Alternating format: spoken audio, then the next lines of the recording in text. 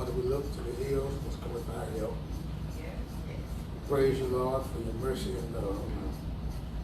Restore the sound of my voice and bless this preaching moment. Take us out of self, have us on the cross, and we're not seeing you see me. Your spirit fall afresh in this place. Super saturate this word with your anointing and power on high, his eyes might be touched. Lost saved, next thing you come to church. That Christ might be glorified, the devil terrified, and your church edified, and the saints fortified, serve thee each day. In Jesus' name we pray. Amen.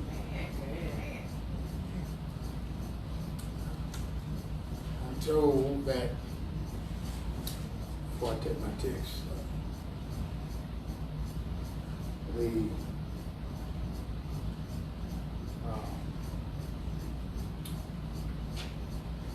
professor of homiletics once said, of course, homiletics is the art of the science of sermon preparation. He says, sometimes when there is a traumatic event, like 9/11 or assassination, it really, as Elvis Presley said, got us all shook up. The preacher has to kind of go and ask the Lord for a word for his people at this moment. So for the last 3 weeks, in addition to the virus, the country is discovering that we have another virus we have to deal with, and that is the virus of racism.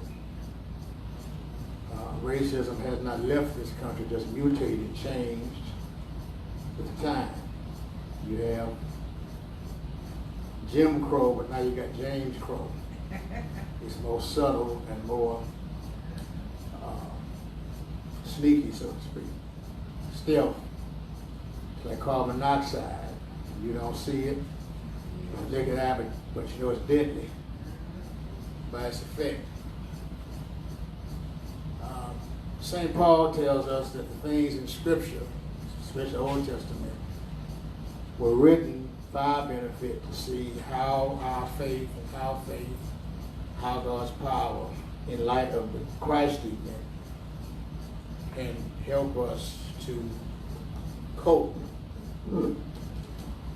So there is in Scripture passages that do touch on racism. For example, Acts 6 deals with the issue of fairness, we'll say, between the Greek Jews and the native Jews, Palestinian Jews, on fairness. From that, the result that we have what's considered to be the roots of the office of the deacon in the church. It goes back to that. We also see, of course, the fact in the New Testament, the Samaritan woman and Jesus encountered the well. That was clear-cut racism. Or in the Old Testament, Pharaoh and the children of Israel, because Pharaoh says, let us deal with them wisely, because he didn't know a thing about Joseph, lest a war break out. They would take sides with their enemies. I said racism is rooted in fear and ignorance, because you hate what you fear or don't know, which means, as like I was saying, you have to listen to each other and learn. So Paul tells us again the things in Scripture are our benefit to learn from how the saints of old Testament handled an issue and to learn from their mistakes.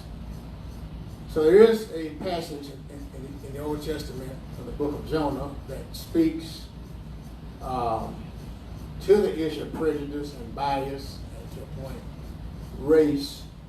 And may I say that it speaks to about a prophet who had issue with other people, which says even In the church, some folk have issues, can't get past the color line or the class line.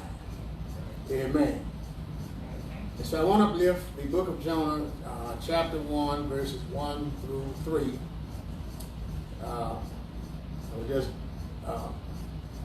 For our base of this sermon. And the word of the Lord came to Jonah, the son of Amittai. Go to the great city of Nineveh and preach against it, because its wickedness has come up before me. But Jonah ran away from the Lord and headed to Tarshish. He went down to Joppa, where he found a ship bound for that port. And after paying the fare, after he bought a ticket, he went aboard and sailed for Tarshish to flee from the Lord. One useful subject of racism and religion. We usually don't use these two words, racism and religion, in the same breath. However, this preacher does, because sad sociology, or the study of human relationships, is rooted in bad theology, or the science or study of God. Our view of each other is made by our view of God. And as our nation struggles with the issue of race in terms of systemic racism and evil, it's obvious that our understanding of God either helps or hinders our view of each other. If one studies the history of the church, he will discover that the church in the West, that is in this Western culture, Western hemisphere, is not guiltless as far as giving sanction to racism and the oppression of people who have a dark skin complexion. Because in their minds, skin color is a badge of inferiority, or a person being less than human. We see this in some theological circles, the views which have been tossed aside, some of them, and yet there are other views that still survive, as seen in the following. One, the Mormon Church, or the Church of Jesus Christ of Latter-day Saints. It once believed, not anymore, that black people are cursed. Mormon theology once held that when God decided to create this planet, he called a conference with himself, Jesus, and Lucifer. And in their theology, Jesus and Lucifer were brothers. The issue was who would have dominion over this planet after it was created. God decided to give dominion of the planet Earth to Jesus. The reaction of Lucifer was anger. And a war broke out in heaven amongst the angels. And the good angels came to earth, became white people. And the bad ones who were cursed with dark skin were, you guessed it, black people. Not until 1976 that the head of the Mormon Church said that the Lord spoke to him and the curse on black folk had been lifted. In the judgment, according to their theology, all will stand before a tribunal of God, Jesus, and one of the founders, Joseph Smith. Two, the Ku Klux Klan held, in some circles, that black people are the product of a relationship between a snake and Eve, which is biologically impossible for a snake and a human to make and produce offspring. That's some of the stuff out there.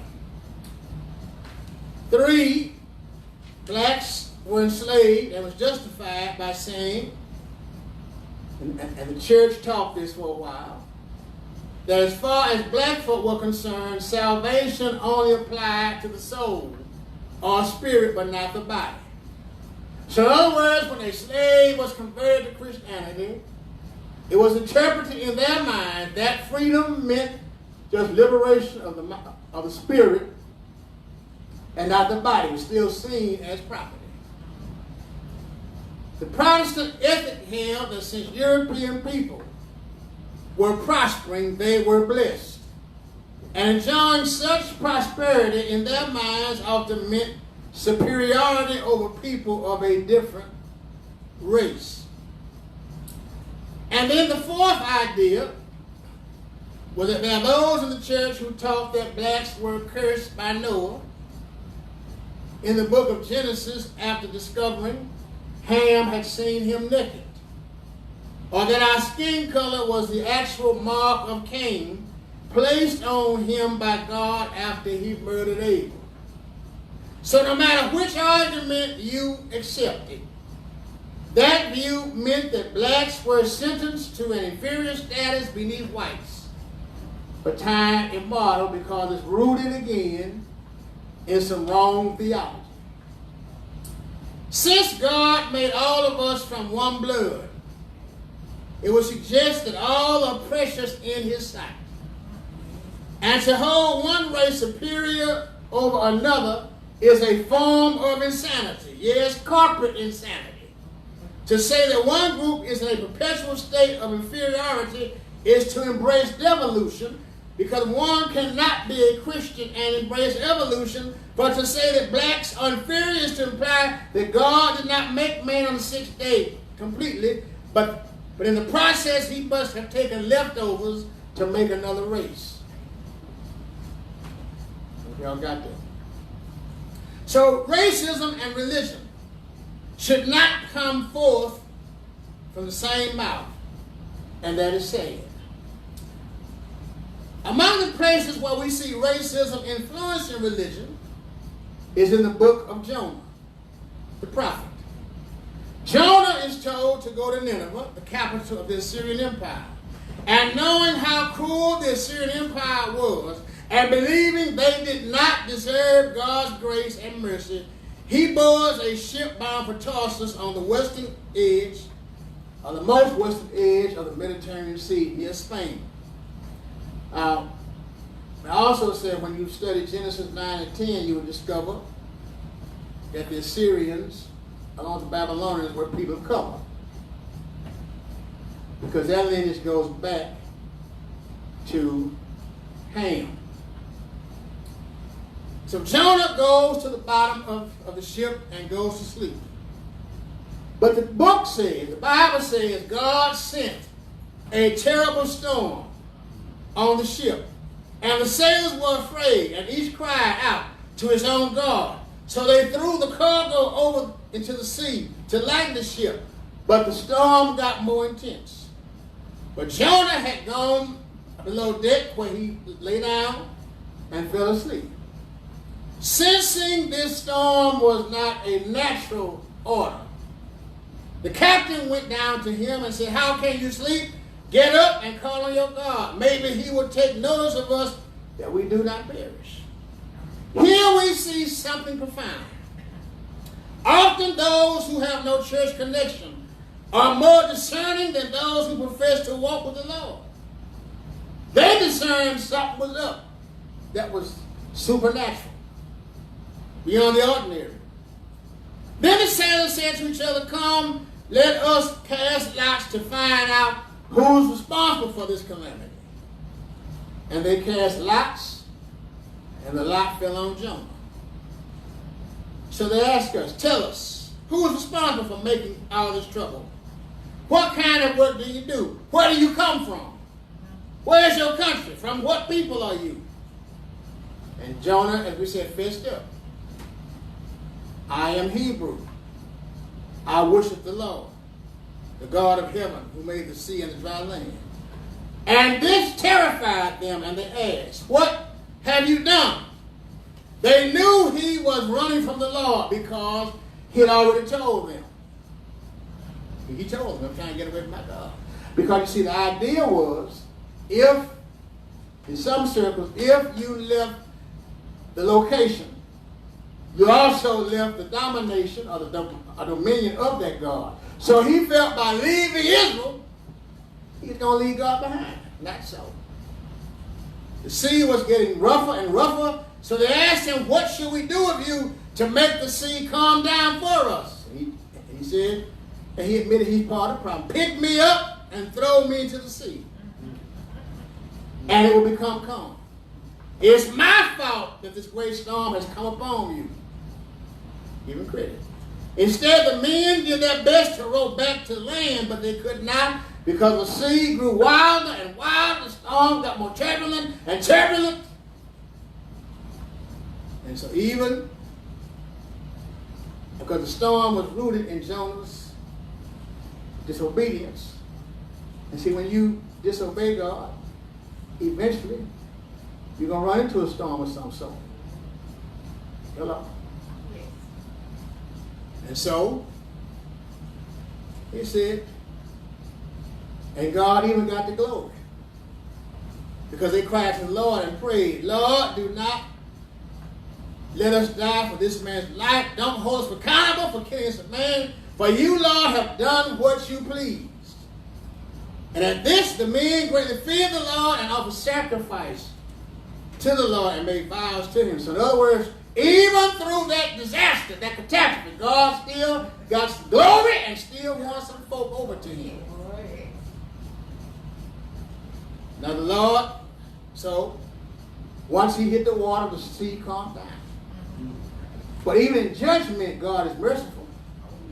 Because the Bible says God provided a huge, it didn't say a whale, it said a huge fish for Jonah, and it swallowed Jonah. And Jonah was in the belly of the whale 3 days and 3 nights.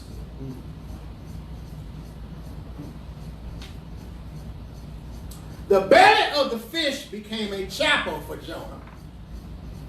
This underwater hitchhiker prays, and the fish vomits up Jonah on dry land. Now, God is the God of a second chance. And so he says, the word of the Lord came to Jonah and told him to go preach to Nineveh. Judgment would come in 40 days if he did not repent. Now, the Ninevites believed God, and a fast was proclaimed. And all of them, from the greatest to the least, put on sackcloth, which is a form of burlap, or poker sack, we would say, as a sign of mourning. When Jonah's warning even reached the king of Nineveh, he rose from his throne, took off his royal robes, covered himself with sackcloth, and sat down in the dust as a form of repentance and mourning. This proclamation he issued himself to Nineveh was by the decree of the king as nobles. Do not let the people or animals or herds or flocks taste anything. Do not let them eat or drink. Let them fast, but let the people and animals be covered with sackcloth. Everyone who calls earthly on God, and let them give up their evil ways and their violence. He shut it down. Who knows? Maybe God will relent and have compassion and turn from his fierce anger, and we will not perish. When God saw what they did and how they turned from their evil ways, he relented and did not bring destruction on them as he had threatened. Now you would have thought Jonah would have been excited, preached one sermon, and everybody got converted. No, he was angry. He prayed to the Lord. Isn't this what I said, Lord, while I was still at home? This is what I tried to forestall. That's why I ran out to Tarsus. I knew you were a gracious and compassionate God, slow to anger and abounding in love, a God who relents from sending calamity. And now, Lord, take away my life. He was ready to die. He was just upset. For it's better for me to die than to live. But the Lord replied, is it right for you to get angry? Jonah had gone and sat down east of the city and made him a shelter and set a shade and waited to see what would happen for the city. He still wanted those folk to be wiped out. But the Lord provided a leafy plant, a fern of some sort, plant, to grow over Jonah to give him shade, to ease his discomfort. Now look at this. Jonah was not merciful to the other folk, but God showed mercy on him. Jonah was happy about the plant. But at dawn the next day, the Lord provided a worm. You see all that God provided? God worked through the natural order, which chewed the plant until it withered. And when the sun rose, God provided a scorching east wind, and the sun blazed on Jonah's head, so he grew faint. And he wanted to die and said, "It'll be better for me to die than to live." But God said to Jonah, "Is it right for you to get mad about the plant?" "It is," he said. "And I'm angry. I wish I was dead." You know he's in bad shape. Want to die over a plant. He said, "But you're concerned about this plant, though you did not make it grow. You didn't tend it. It sprang up overnight and died overnight. And should I not have concern for the city of Nineveh, in which there are more than 120,000 people who cannot tell their right hand from their left, and many animals?" And when you're concerned about property, I'm concerned about people. And there's debate on what this 120,000 and 150,000 people were. Were they children? Or were they just ignorant and unlearned? The question is not answered by Jonah. He's left to answer to himself. Just as when you read the parable of the Good Samaritan, when Christ says you're going to do likewise, show mercy, it doesn't tell us what the man did. All the prodigal son, we're not told whether after the pleas of his father he came to the party and be reconciled to his brother. Question of reconciliation essentially is in our hands. This story of a renegade prophet, Jonah, whom some preachers have even called bigoted and racist, tells what a toxic tonic, what a bad beverage, what a poisonous potion racism and religion make, resulting in distortion of the image of God, and thus distorts the picture of potential friends into foes. If you define a person as other, you will see him, not that he is, as an enemy. Did y'all get that? The result of this devilish brew is as follows. Number one, race and religion make a toxic tonic, for it seeks to wall off God in a fortress of our imaginations of nationalism, classism, and racism. E.C. McKenzie writes that prejudice is a wall of fear built on the sands of suspicion, surrounded by cities of insecurity. That's prejudice. It causes us to seek a fence to fencing God according to our small dimensions. Rather than see God through the lens of love for all, Jonah saw him through the tinted lens of culture. Rather than see the world as a neighborhood, he does what people do when persons who are different move in, runs away. See? When we move in, sometimes they run away and move out. Not only to stay away from those people he believed to be other, to be undeserving, unfit for the same mercy, grace, and worthy judgment. So in other words, he wanted to withhold grace from them, but yet God was gracious to him. So foolishly he runs from God, forgetting the old saying goes, you can run, Jonah, but you can't hide. You might get by, but you won't get away.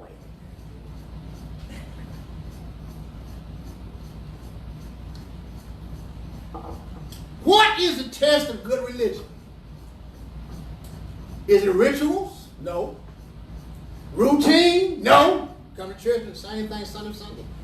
Ecclesiastical or congregational structure? No. Fervent worship in the aisle? Shouting? Clapping? No. The test of good religion is how we relate, how we deal with others, especially those who are different, realizing that for us the problem of race is not skin but sin. Racism, if not checked, will prevent religion. Narrowing it only to the concerns of me, mine, and myself, and ours, we and nobody else. You see, the love and the life of a believer ought to be like air when it gets hot. When air gets hot, it expands. And while an enlarged heart is bad for you physically, an enlarged heart is good spiritually and mentally. And we get our answer to the question of what is good religion when we read two passages of Scripture. James 1:27 and 1 John 3:14, respectively, says the following. Religion that our Father accepts as pure and faultless is this: to look after the orphans and widows in their distress, and to keep oneself unspotted or being polluted by the world. We know, says John, we have passed from death unto life because we love the brothers and sisters. He who does not love his brother abides in death. You want to live in dead. Second, race and religion make a toxic tonic for it seeks to wall off God in the fortress of our imagination of nationalism, classism, and racism. But one of the side effects of drinking this poisonous potion within will cause individuals as well as nations to define people who are different as, quote, other, in a negative way, who don't deserve God's grace. Notice John's reaction to the mass repentance. See, these folks repented. And revival came to Nineveh, as well as the king experienced conversion, which caused God to stay his hand of judgment. Notice what Jonah in chapter 4, 1-4 says. But Jonah, to him by God for judgment, seemed wrong. God, you're too liberal. And he became angry. Now wait a minute. You got spared because you could have got killed doing that stuff. You could have drowned. But God saved you by sending a underwater submarine, a fish, and you were a hitchhiker. You were spared. And he prayed to the Lord. And he says, isn't this what I said, Lord, when I was at home? That is why I tried to forestall by fleeing to Tarshish. In other words, Jonah felt, if I don't give them the message, they're going to be destroyed. Now, of course, Nineveh had been cruel. We know that. But it's like Jonah's attitude was. Folk were sick, and you had a drug to cure them, but you'd rather see them die. Come on now. And that hatred was a form, in a way, of murder. Okay? It's like somebody needs insulin, and they got diabetic problem, and you just hold the insulin from them and let them die. Or heart medicine. That's why I tried to leave town, because I knew you were gracious and compassionate, slow to anger, and abounding in love, a God who relents for sin and calamity. But he forgot, and he's quoted Exodus, that God was also a God of judgment. God was still I'm going to judge him. Now, Lord, take away my life. He rather, while they living, he wants to die. It's better for me to die than live. Otherwise, I don't want to live in that kind of situation. It said that one Civil War veteran after the war committed suicide because he couldn't deal with black folk being free and the fact the Union was saved. But the Lord replied, isn't it right for you to be angry? What you mad about? See, prejudice will blind you to the blessings God has given you. And wants to give you. Excuse me. And wants to give you. We know the Assyrian Empire was known for its cruelty. As a form of punishment, the Assyrians would bury their victims of their necks in hot sand. On occasion, conquered soldiers were tried and tied between two horses and pulled apart. Alive, they were cruel. Of course, when they conquered a nation, they had a policy of deporting people in that nation into exile and then importing other people, the same region. That's where we get the Samaritans from, because they intermarried with those Israelites who had left behind. So we can see in Jonah's mind why they were worthy of not getting a second chance. His prejudiced mind thought he could change God's mind by his changing of itinerary, going to Tarshish rather than Nineveh. For he felt if he preached judgment on that wicked city, they could possibly believe, repent, and be spared God's wrath. He was trying to force God's hand. But I ain't going. They don't get the word. You got to go on strong. No. One of the signs of bigotry or racism is to deny others the best that is available while claiming the best for himself, and others of lack racial status, even to the point that bigots we saw during the Civil War or white supremacists now would rather die for a lie than live by the truth. That all are equal in God's sight. We see this even in our politics, that many poor and working class whites would rather vote against their own interests, and that the rich keep their feet on their necks of themselves, as well as people of color. And in doing so, they deny themselves the effects of good policy, of good paying jobs, of education opportunities, of health care, of clean air and water, and even in the South. Many are brainwashed to oppose federal spending to relieve the poor, vote against their own interests, not understanding that most state and local budgets are subsidized, in most cases, 50% or more by the federal government. Now you hear people saying federal spending. Well, the South has the worst end of the stick, or the short end of the stick. And therefore, we get more money from the feds. Now, I tell you what, let a hurricane hit,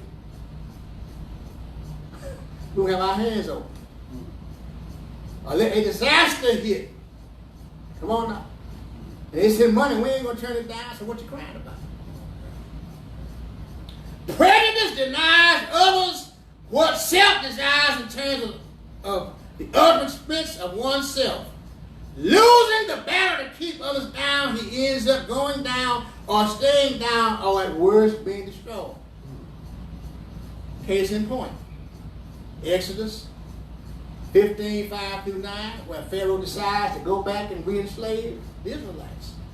When the king of Egypt was told that people fled and Pharaoh and the officials changed their minds about them, he said, what have we done? We have let the Israelites go.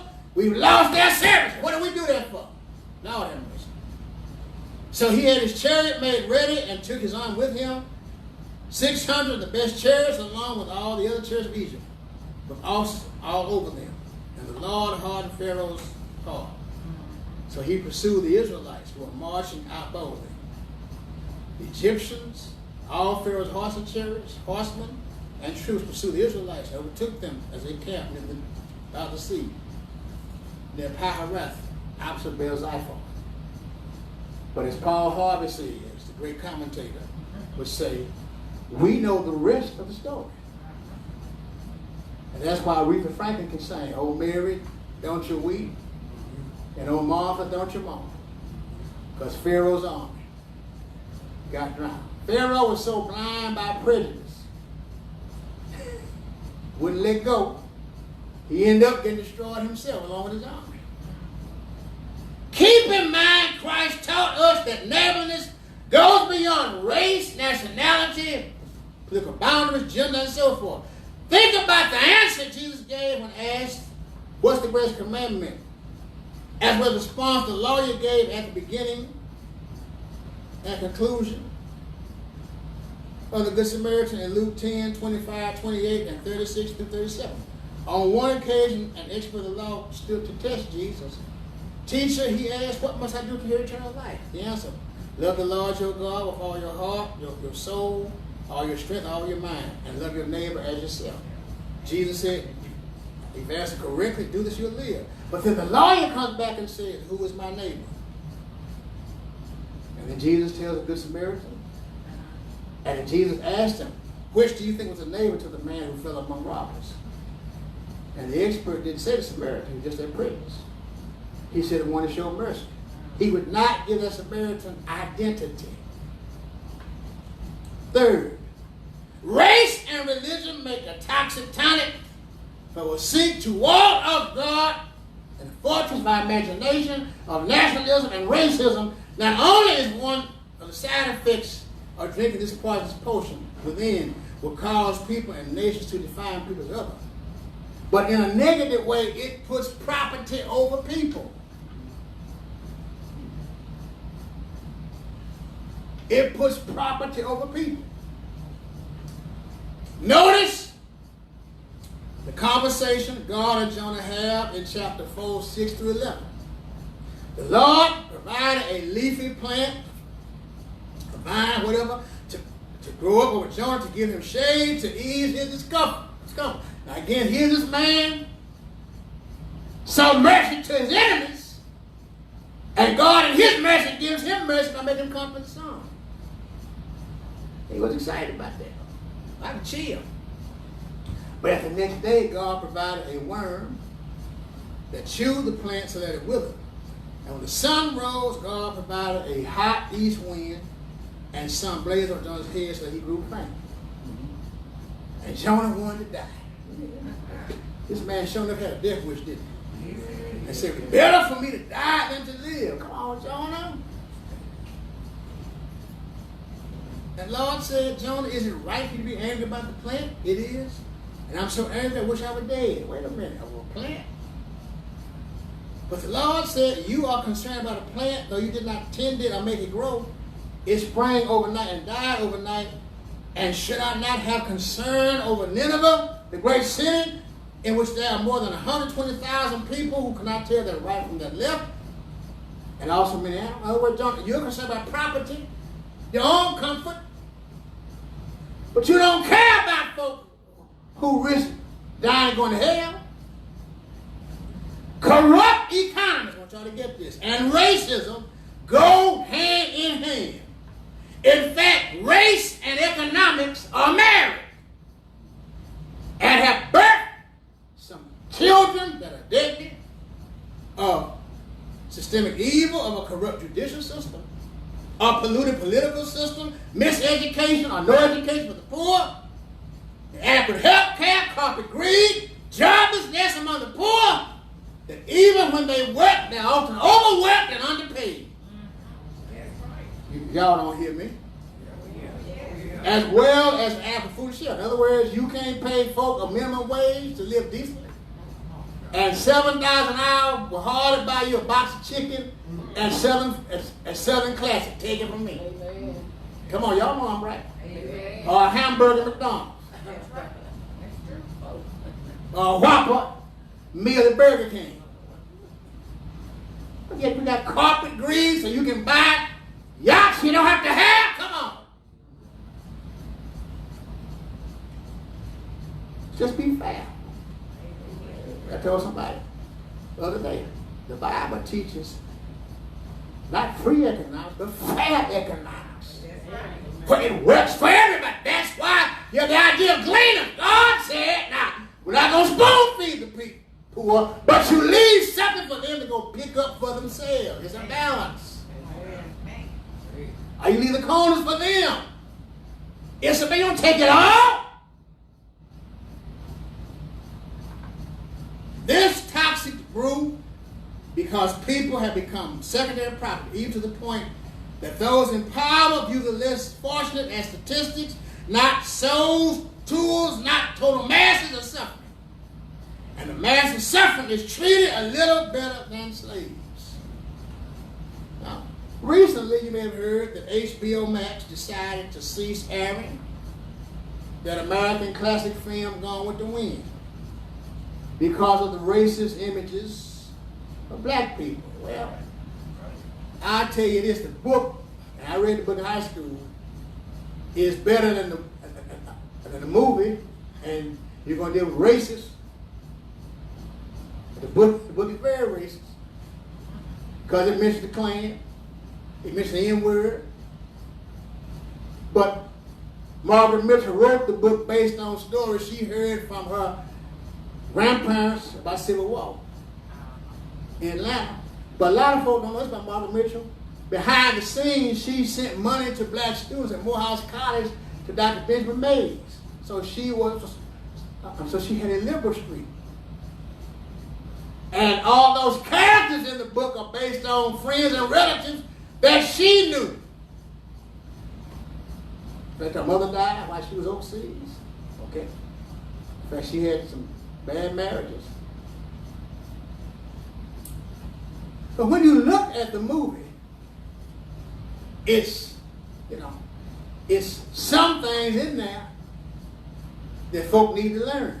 One thing, Red Butler at the Plantation Barbecue tells Southern planters they were really ill prepared, and she counted the cost of a war as the South was not prepared for the Civil War. He told them you ain't have no cannon factories, you have no fleets.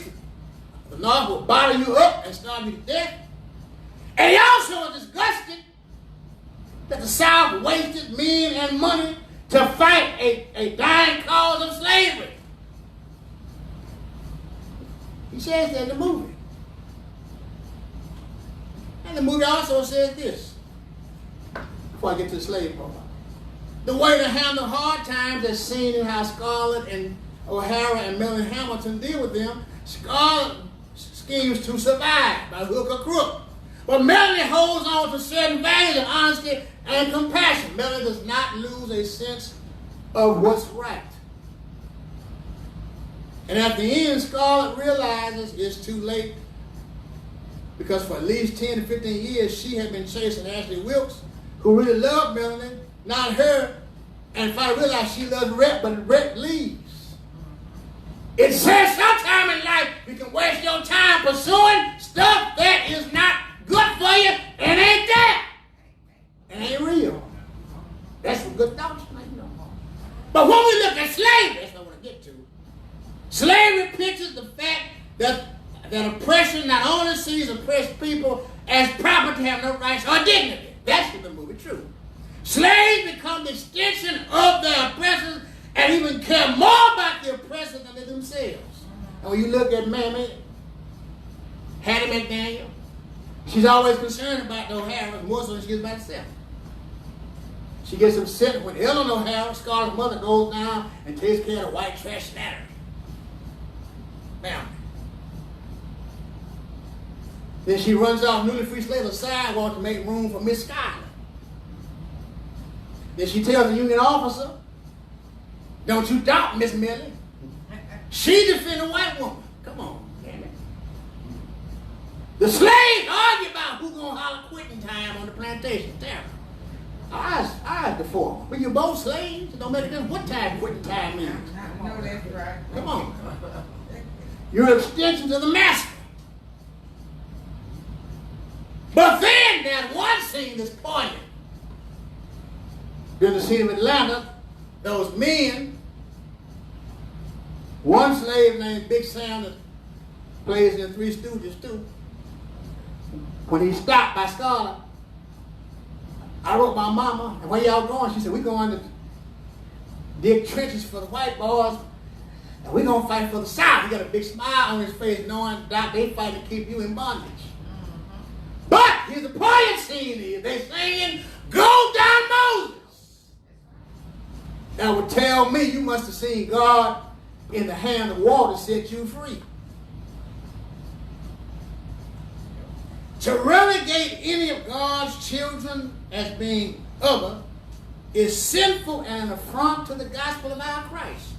To systematize them that seeks to keep them and treat them day in, day out as other is wicked. Because it forgets, America, that no civilization has ever survived with an entrenched underclass. History frowns on keeping an underclass entrenched, and heaven judges it. Look at history. Great civilizations fail because when it came to injustice, God has an unbroken winning streak. But God ain't going to let you off by mistreating folk. He's patient, but no, he's going to deal with you. Look at history. Egypt, Greece, Rome, ancient Israel, Judah. Even America almost lost her soul and almost committed moral suicide over slavery in the Civil War because you had an entrenched underclass of 3 to 4 million slaves. And remember, too, the guillotine dripped with blood in the French Revolution due to an underclass rising up, and the firing squads did not cease during the Russian Revolution because the masses rose up and overthrew the Tsar. And in church history prior to the Reformation, a spiritual underclass was entrenched because the church didn't allow everybody to read the Bible, and the church taught you have to go through the priest to go to God, not through the high priest, Jesus Christ. Why then does favoritism run rampant in the church? Because we measure people not by who they are, but by what they have. Thus, the church does not speak out against boardroom sin that favors the rich and the powerful, but many churches will focus on bedroom sin. Who's smoking what? Who's sleeping with who? Who's drinking what? And we forget the Bible addresses both boardroom sin and bedroom sin. In one passage, Amos, I would say one of them, he says this. He says, a man and his son, that's in him, sleeping with the same woman. But in the same verse, he talks about how the poor are being mistreated. So it ain't either or bedroom and boardroom sin. Now, I will say this.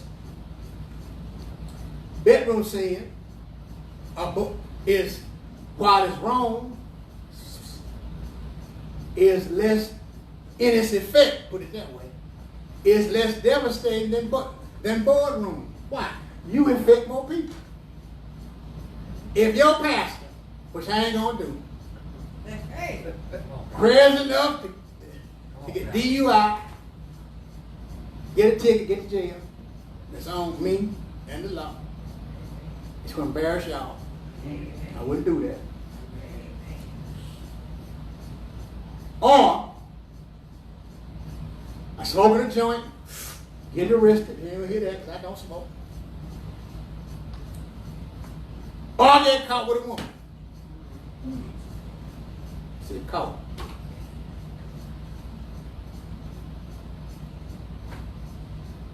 That's not as devastating, while it is sinful, as me on a corporate board plotting how to get unfair tax benefit I don't need at the expense of taking some poor woman's medicine or some needy kid's food. Come on. Or cutting back on education or stuff that people need. Come on. For an unjust tax cut or skewing the system to benefit me and mine because of status or race, that is wicked. Listen. Go back to the Bible. The reason they put Jesus on the cross, it wasn't about him hanging out with the sinners and publicans and prostitutes. It was about the fact he cleaned out the temple, he cleaned the clock, and put them folk out for exploiting the masses. Money changers who overcharging them. And those who sold animals, exploiting them folk. And that's why they said, he got to go, baby. That was the, quote, religious boardroom cry. And that's what you got going on now. Folk, you know, support Mr. Trump, come on. Give him a pass. God don't give him a pass.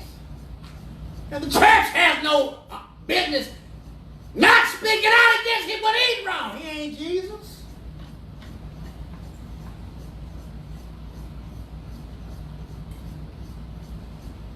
And it could be God sent to America because God just ticked out when you put anything before him. Because some folk have made Trump into a little God. Oh no. God gives him a pass. I saw Trump on the right hand of God.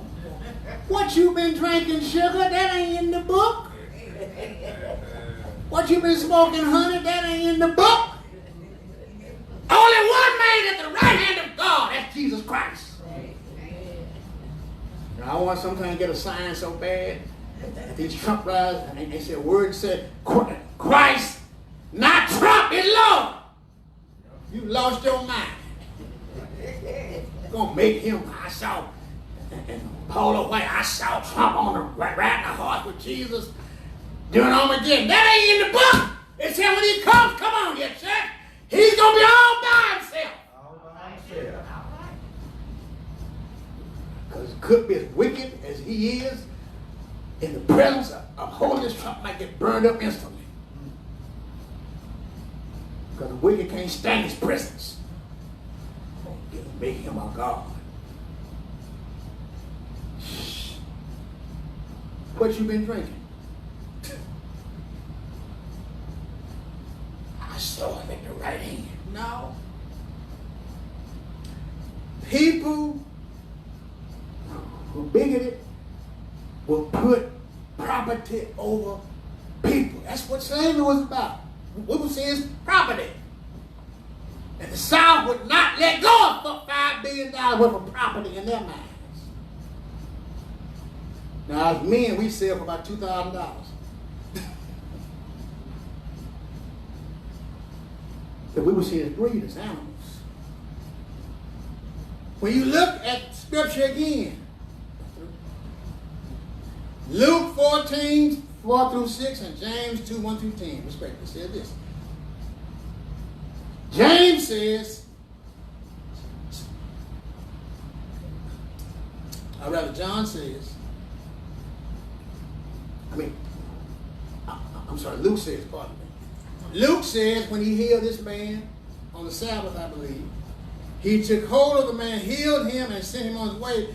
And he asked him this question: if one of you has a child or an ox that falls into the well on the Sabbath, would you not get him out? Would you get your cow out and fill the well on the Sabbath? And he ain't said nothing. That's what he's saying. People come before property. And James condemns favoritism. Otherwise, folk who dressed up come to church and give them a good seat on the front. Because they miss the big stuff, bad big stuff. But folk who come in with a t-shirt, maybe have a little body odor, going to sit them in the back. And James said that's a no-no in the church. One thing he said, the poor are going to be the one, because God's going to turn the tables, and the poor are going to be the benefit. They're going to be like the cream going to rise through the milk and form butter. And finally, they heard your clothes. We learn from this story, as it speaks of race and religion, it makes a toxic tonic that seeks to wall off God in the fortress of our imagination of nationalism, classism, racism. Side effects of drinking this poisonous potion will cause individuals and nations to define people as different as others in a negative way, who don't deserve grace. It puts property over people. But it also says in this story, God can take a negative, y'all don't hear me, and change it, can I get a witness, into a positive. Look at verse 17 of Jonah 1. And the Lord provided a fish to swallow Jonah. And Jonah was in the belly of that fish 3 days and 3 nights. 3 like that is number of anticipation. Something's going to give. Something's going to break. And Jesus takes that event in Matthew 12, 39, 40 and says, a wicked and adulterous generation asks for a sign. The only sign you're going to get is the prophet Jonah. For Jonah was 3 days and 3 nights in the belly of a huge fish. So the Son of Man is going to be 3 days and 3 nights in the heart of the earth. Jonah, while he was in that whale, fish I should say, turned that fish's belly into a chapel and prayed. And it says to us, I heard to a close, that God can make toxic tonics into true syrup. God can take poisonous potions and make something precious out of it. You see, Jesus is the minor prophet that Jonah should have been. But when Jesus comes to the city, he comes and weeps for it, while Jonah goes outside and hopes it will be judged. Jesus does go outside the city, but he's put to death so the residents of any city can be justified by faith. But Jonah wants it judged.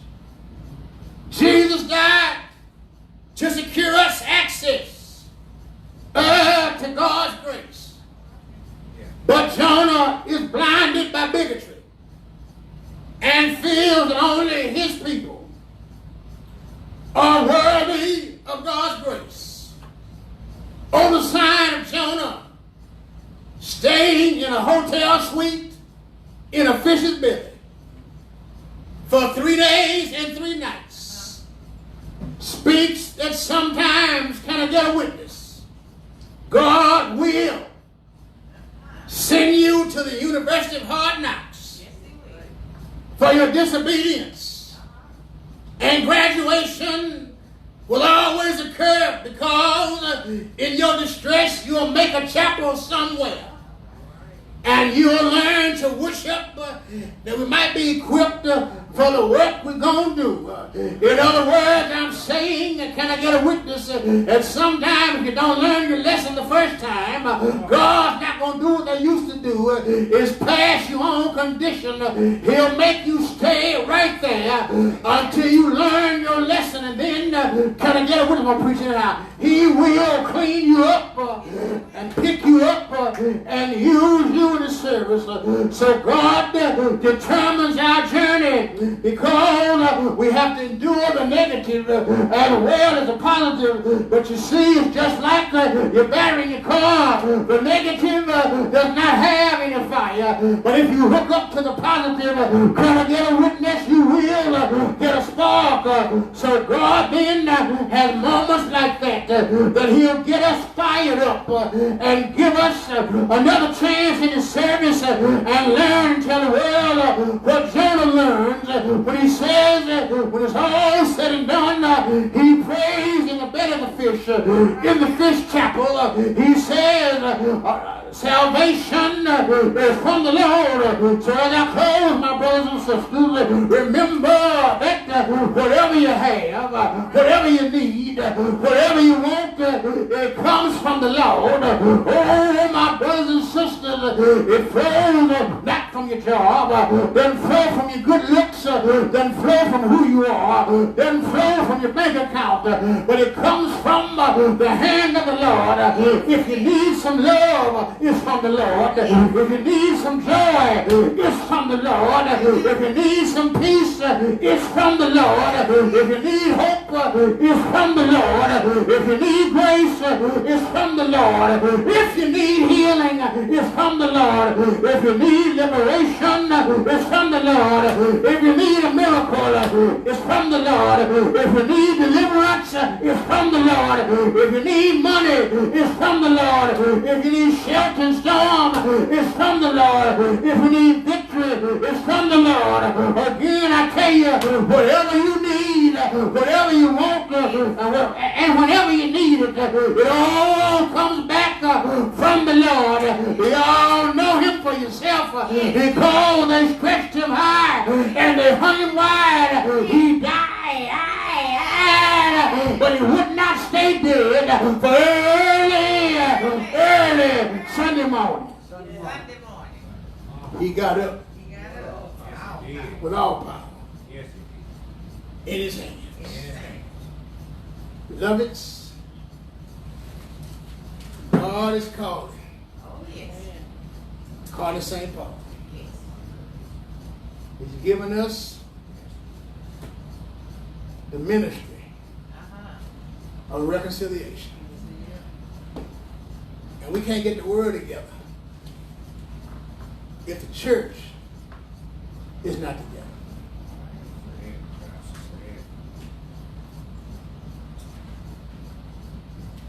The door of the church open. Sing a verse of Come to Jesus. Come to Jesus. Come to Jesus. Come to Jesus right now. Right now. Come to Jesus. Come to Jesus right now. Only trust Him. Only trust Him. Only trust Him right now. Right now. He will save you. He will save you.